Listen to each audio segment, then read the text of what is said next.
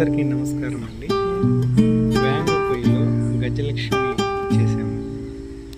దానికి సంబంధించిన ఫోటోలు, వీడియోలు అప్లోడ్ చేసాము. గజలక్ష్మి కొంచెం బాగా చేయాలని చేయడం జరిగిందండి.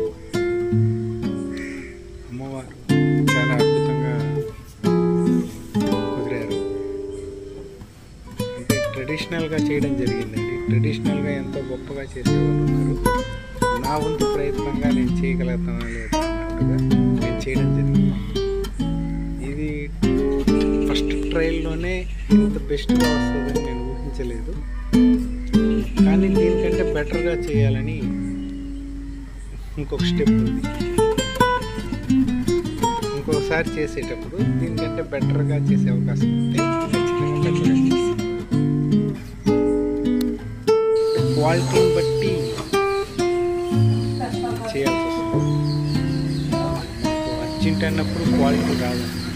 మామూలుగా క్వాలిటీ కావాలన్నప్పుడు టైమింగ్ ఇస్తేనే మనం క్వాలిటీ ఇవ్వగలం. గజలక్ష్మి అండి. లక్ష్మి 2 ఏనుగులు పాలిష్ వేస్తూ ఉన్నారు. ఇది ఒక చోట జరగడం జరిగిందండి. ఇది తమిళనాడులో ఒక ఏరియాలో చూసాను. ప్యానల్ మాత్రం బాగుందండి. ఎక్సలెంట్గా వచ్చింది. ఇంకా ట్రెడిషనల్లో ఇంకొక స్టెప్ వెళ్ళడానికి నా వంతు ప్రయత్నం నేను చేస్తాను. మీ కామెంట్స్ ఏమైనా ఉంటే, ఇంకేమైనా బెటర్గా చేసేది ఏదైనా ఉంటే మీకు తెలిస్తే మీకు కామెంట్ చేయండి. ఏదైనా డౌట్స్ ఉన్నా కానీ కామెంట్ చేయండి.